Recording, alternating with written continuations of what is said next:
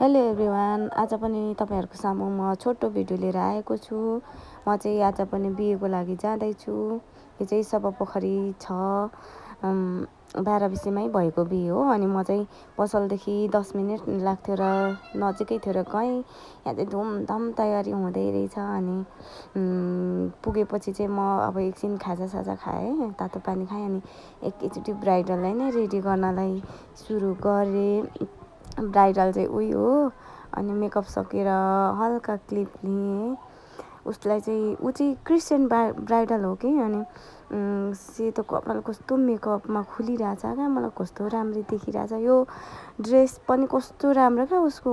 अनि मैले चाहिँ उसको ड्रेस अनुसार र मेकअप अनुसार हेयर पनि कर्लीले सुहाउँछ जस्तो लाग्यो। उसको फेरि लङ थियो नि त कपाल, अनि त्यसैले जुरो भन्दा पनि कर्ली नै गरिदिने सोचेर कर्ली गरिदिएँ।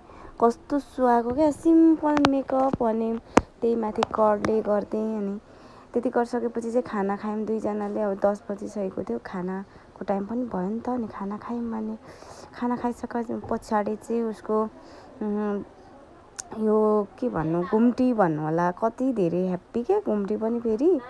तर कस्तो सुहाएको, कति राम्रो देखिएको थियो। आफूलाई आफू बेहुली भन्दा पनि अरूलाई बेहुली देख्दाखेरि चाहिँ कस्तो राम्रो देख्छु क्या।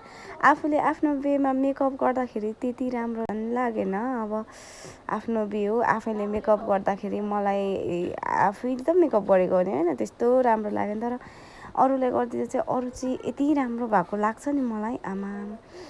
अनि यो कपाल, उसलाई त्यो कर्ली कपाल, अनि त्यो मेकअप, अनि त्यो ड्रेस यस्तो खुलेको थियो। अनि उसको हाइट चाहिँ एकदमै अल्गो क्या। ऊ चाहिँ म भन्दा चाहिँ अल्गो।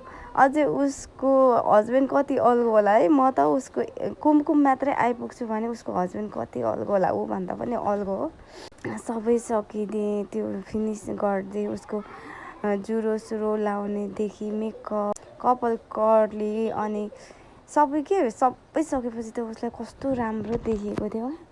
अब आजसम्ममा मलाई धेरैले भनेको थियो उसको जतिको राम्रो मेकअप चाहिँ कसैको लागेन, उसको चाहिँ यति राम्रो भएको थियो भनेर मलाई धेरैले भनेको थियो नि। मैले चाहिँ उसको मेकअपको फोटोहरू पनि पेजमा लगाएको थिएँ। मेरो चाहिँ पेज चाहिँ चन्द्र ब्युटी पार्लर नै छ नि त, लगाएको थिएँ। अनि त्यसमा सबैभन्दा धेरै आएको भनेको लाइक नै उसको थियो क्या। यति धेरै लाइक अरू कुनै पोस्टमा आएको छैन क्या, उसकै बिहेमा आएको थियो। अनि कति राम्रो थियो, धेरैले मन पराइदिनु भयो। उसले चाहिँ पहिला मगानीको दिन पनि यहीँदेखि मेकअप गरेर गएको थियो नि त। अनि ब्राइडलमा नि मलाई नै गरिदिनु है भनेर भनेको थियो। उसले त मेकअप गरिदिनु भनेर चैतदेखि भनेको क्या, पहिल्यैदेखि बुकिङ गरिरहेको थियो। 1 महिना अगाडिदेखि भनेको क्या उसले चाहिँ मेरो बिहे छ है भनेर। अनि बिहेको दिन पनि मै गएको थिएँ। उसले पनि मेकअप मन परायो, त्यसको लागि थ्याङ्क यू सो मच। मनाइदेखि मलाई बोलाएर, मन पराएर बोलाइदिएकोमा थ्याङ्क यू सो मच भन्न चाहेँ बहिनीलाई नि।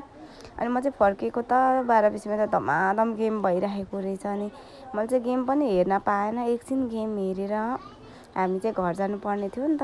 अनि घर चाहिँ दिदिङ हो नि त। अनि हामी चाहिँ फर्किहाल्यौँ, बाटोमा पानी पनि आयो। अनि भरे घर पुग्दा त रात परिसकेको थियो, पानीले कुटेर हो बाटोमा। अनि राति भइगएको थियो, बाइकको अगाडिको टायरको पम्प पनि गइहाल्यो। जेन तेन अँध्यारोमै भयो भने हामी घर चाहिँ पुग्यौँ। अनि यो चाहिँ हामी घर पुग्दाको भिडियो हो। Thank you so much everyone, अहिलेसम्म भिडियो हेरिदिनु भएकोमा। By by.